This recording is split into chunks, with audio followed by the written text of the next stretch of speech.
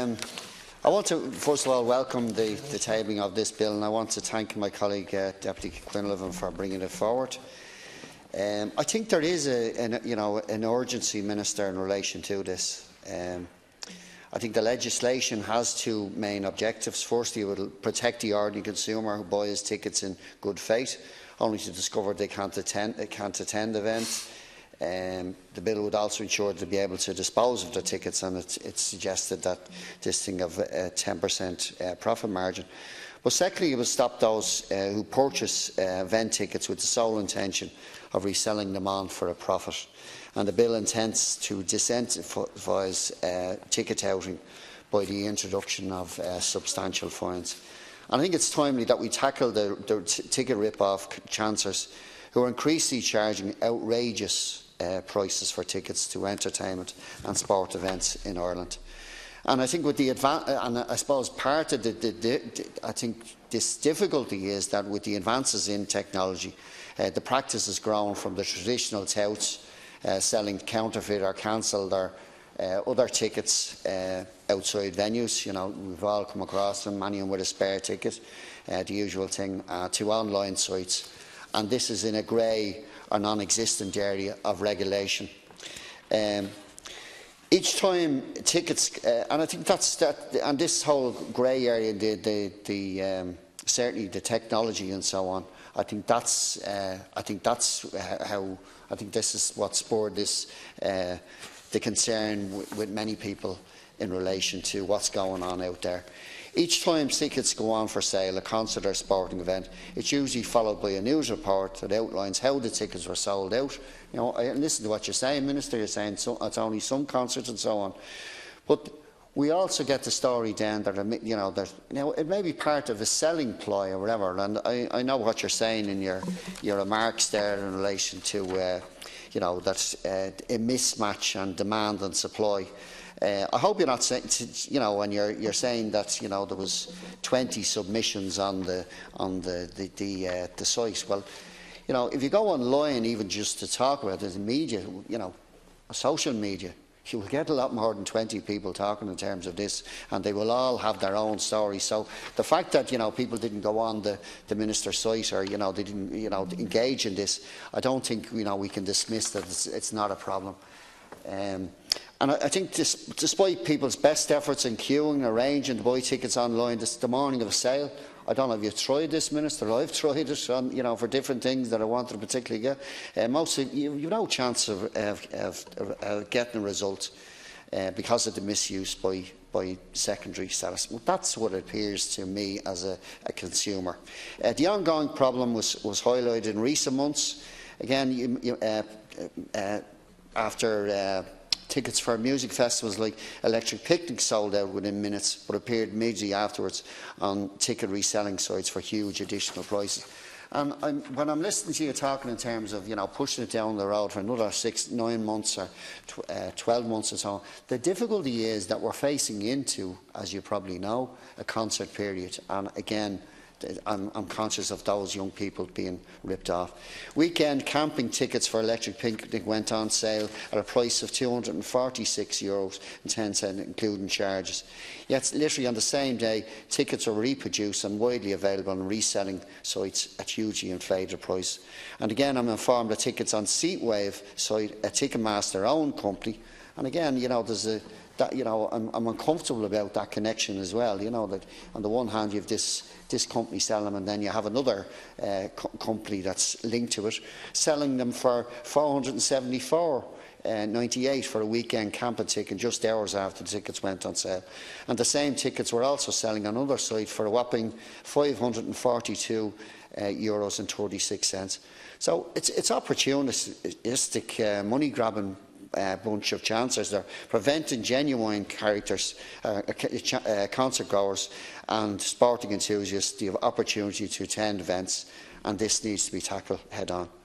So again, this bill will hopefully, and I'm saying hopefully, close the loopholes that will allow this practice and begin to address it. I'm saying hopefully because a lot of it, these people, there's such again, I think there's such potential money to be made here that they'll probably come up with different angles and so on. So we as legislators need to look at that and maybe adapt the legislation as we go on.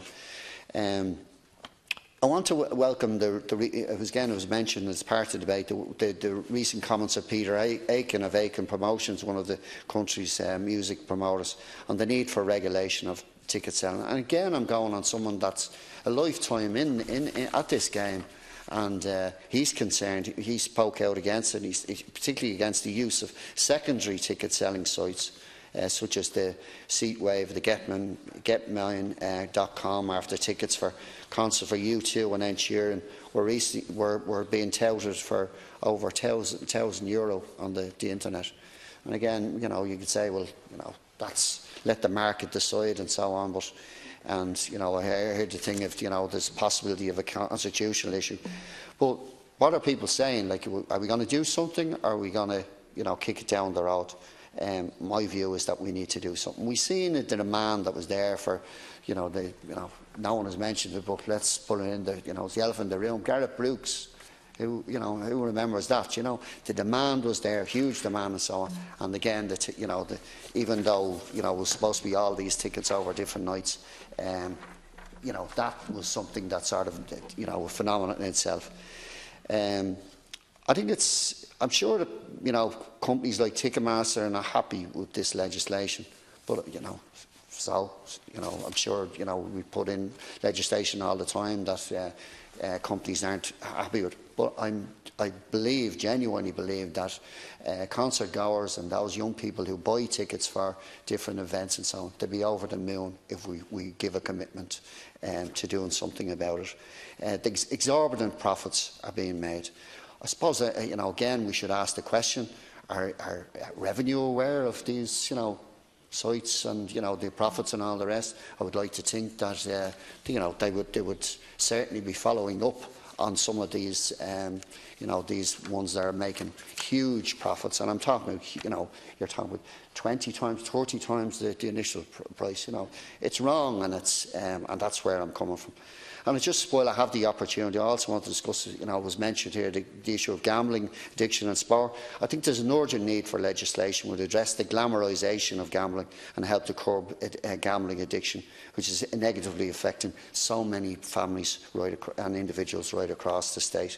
And while many punters going to sporting events will enjoy the atmosphere, place modest bets on races, many others from all walks of life have a gambling problem or addiction that will effectively affect their families and their loved ones, their whole lives.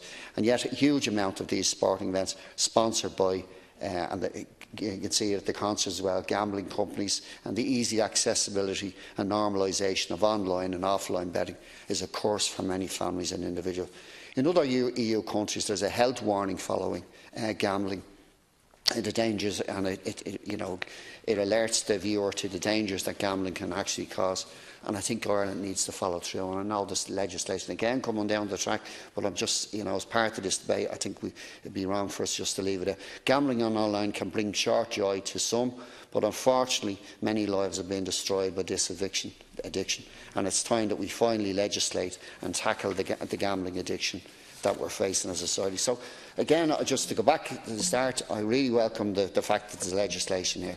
I think there's huge expectations that we'll actually do something on this.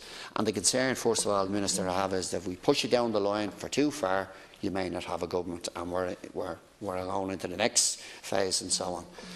The other thing is that while we don't act, and while we, it's very important that we cross our T's and dot our I's, people are getting ripped off. And that's the big concern, and that's where I'm coming from this. And I'm not talking about a few euros here and there. It's huge money. It's I genuinely believe that it's a phenomenon that's it has to be tackled. It's what's going on is wrong. Yes, let's look at other jurisdictions if they can get it right in this whole area. But we need to start acting. We need to start doing something in relation to this. And I think the fact that we put this bill forward, it's going to go into committee stage. Yes, it can be teased out and so on, but we genuinely need to do it. There's a huge expectation out there that this is going to happen, and it's going to happen sooner rather than later. Thank you.